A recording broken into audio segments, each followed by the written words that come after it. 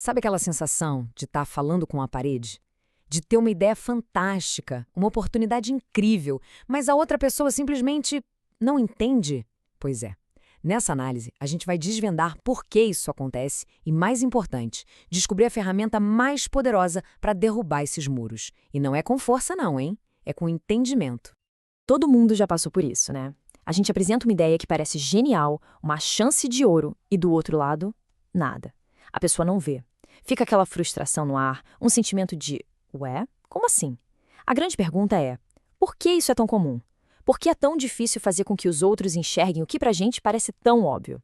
Então, a chave para entender essa resistência toda não está na lógica da oportunidade em si, mas em algo bem mais profundo. É como se existisse um muro invisível na mente da pessoa. E esse muro é feito de uma crença falsa.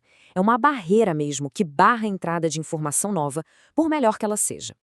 Ok, vamos mergulhar um pouco mais fundo nisso. Esses muros, essas crenças, não surgem do nada. Desde que a gente nasce, o nosso cérebro cria sistemas de crenças para nos proteger, sabe? Para manter a gente em segurança, são como mecanismos de defesa.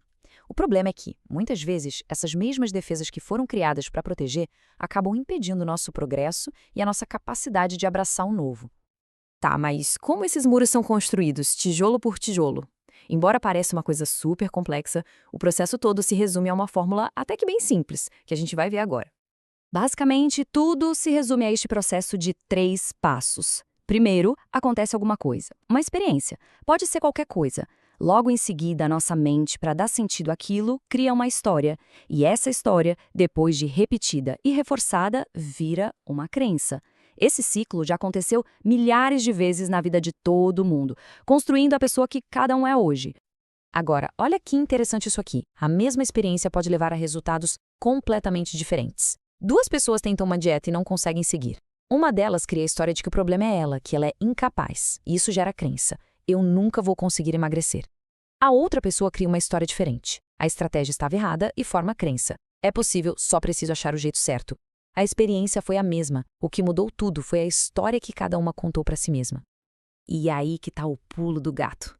Se as histórias são a causa do problema, elas também são a solução. É aqui que o jogo vira de verdade.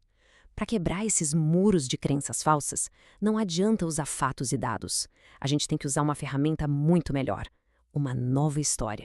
E essa nova história tem um nome especial: a história da ponte da epifania. É uma ponte porque ela conecta o mundo da outra pessoa com o seu.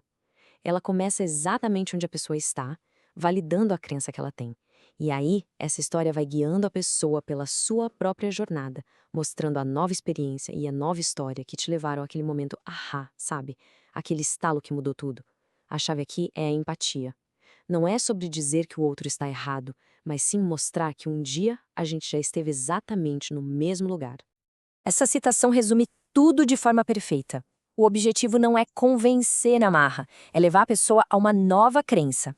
E as histórias fazem isso de um jeito natural, que contorna a resistência da lógica e fala direto com a parte do cérebro que forma as crenças. Quando a história certa é contada, a pessoa se convence por conta própria. Certo, a teoria é ótima, mas como a gente aplica isso na prática, no dia a dia? Bom, existe um método bem estruturado para construir essas pontes de um jeito eficaz, e ele se divide em 4 passos bem claros. Primeiro de tudo, é preciso saber exatamente qual é a crença falsa que está em jogo. Segundo, tentar imaginar qual foi a experiência que provavelmente deu origem a ela. Terceiro, entender a história negativa que a pessoa conta para si mesma. E, finalmente, com tudo isso em mente, aí sim é hora de construir e contar sua ponte da epifania para substituir aquela história antiga. Vamos ver um exemplo bem prático. Digamos que a oportunidade seja um programa de marketing de rede. Uma crença falsa super comum é essa aqui: se eu entrar nisso, vou ter que ficar incomodando todo mundo que eu conheço e vou acabar perdendo meus amigos. Que tipo de experiência poderia ter criado essa crença? Talvez no passado essa pessoa tentou vender alguma coisa para a família e a reação foi péssima. A partir daí, ela criou a história de que o único jeito de ter sucesso nesse modelo de negócio é pressionando as pessoas próximas. Faz sentido, né? E é aqui que a ponte da epifania entra em ação com todo o seu poder. A nova história não invalida a experiência passada. Pelo contrário, ela valida. Eu também pensava exatamente assim. Só que ela introduz uma nova possibilidade, uma nova estratégia que torna a história antiga irrelevante. Ela oferece um novo caminho, uma nova perspectiva. A questão é a seguinte: as pessoas têm muitas crenças falsas diferentes, não é uma só. Por isso, uma única história não vai funcionar para todo mundo. Para ser realmente eficaz em qualquer tipo de comunicação, é preciso ter um arsenal de histórias prontas para usar. E só para ter uma ideia do poder disso, em uma única palestra, um especialista chegou a contar mais de 50 histórias. 50! Em uma hora.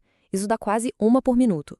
Algumas eram mais longas, outras curtíssimas, mas cada uma delas foi pensada para quebrar uma pequena crença falsa e construir uma nova no lugar.